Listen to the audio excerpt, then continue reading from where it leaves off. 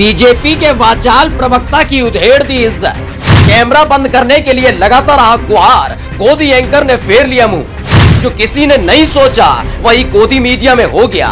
BJP नेता की हालत हो गई खस्ता, बार बार पीने लगा पानी।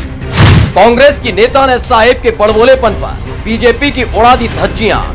गोदी एंकर का भी सिल गया मुंह, बीजेपी प्रवक्ता करने लगा तौबा तौबा। एक फोटो दिखाना चाहती हूँ। शाम को प्रधानमंत्री मोदी ने कहा कि इन्होंने 70,000 करोड़ रुपए का भ्रष्टाचार और घोटाला किया था। अगले दिन गलबैया करके सरकार में शामिल हो गए, साथ में डिप्टी चीफ मिनिस्टर बना लिया। तो यहाँ पर मुझे मत बताइए कि आप कितने दूध के धुले हैं। भ्रष्टाचार पर साहेब का बड़बोलापन अब खोलकर बीजेपी के नेताओं की धज्जियां उड़वा रहा है। ताज्जुब की बात यह है कि कल तक जो गोदी एंकर बीच में कूद कूद कर साहेब की साख को बचाने की जुगत में रहते थे, उन्होंने भी पल्ला झाड़ लिया है कि चाहे साहेब हो या फिर साहेब के कारिंदे तबीयत से रिगड़ा जाए। आखिर 9.5 बरस तक राग दरबारी गाते गाते गोदी एंकर का हलक जो सूख गया है। तो एक डिबेट में कांग्रेस की प्रवक्ता ने बीजेपी की नेता की हालत खराब कर दी। 10 साल से सत्ता में है, कब तक ये चोरी चकारी का झुंझुना बजाते रहिएगा।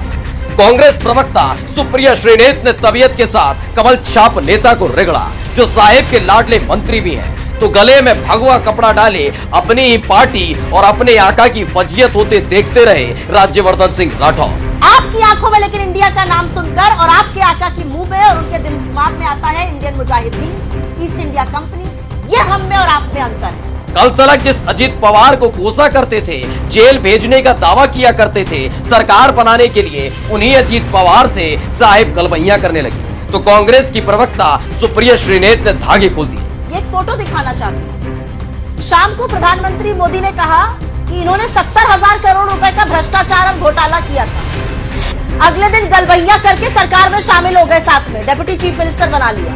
तो यहाँ पर मुझे मत बताइए कि आप कितने दूध के धुले हैं। इस मुल्क के इतिहास में ये पहली दफा है कि मुल्क का मुखिया अपनी तारीफ खुद करता हो। ऐसे में खुद को शेर और बब्बर शेर बताने वाले साहेब की गीदड़ भक्की सुप्रिया श्रीनेत ने सबके सामने रखी कि कैसे विपक्षी मोर्चे के खिलाफ खुद को अकेला बताने वाले साहेब जरा बताएं कि एनडीए में कितने दल शामिल हैं। यही नहीं, विपक्षी मोर्चे की मुखालफत करते करते साहेब ने सारी हदें पार कर दी थी। इंडिया नाम से चिड़न सबके सामने आ गई थी। तो कांग्रेस की नेता ने पूछ लिया, बताओ जरा, जिस इंडिया नाम से लोगों में ऊर्जा पैदा होती है, उससे साहेब को इतनी चिड़न क्यों है? आपकी आंखों में लेकिन इंडिया का नाम सुनकर और आपके आका की मुंह में और उनके दिमाग में आता है Indian Mujahideen, east India company. ये हम में और आप में अंतर है। पूरी डिबेट के दौरान गोदी एंकर हाथों की तय बनाकर बैठी रही। साहेब के लाडले को बचाने के लिए ना ही ब्रेक लिया, ना ही अपने ज्ञान को परोसा, बस सुनती रही। उधर बीजेपी प्रवक्ता का हलक सूख गया। स्पेशल डेस्क द कंटा।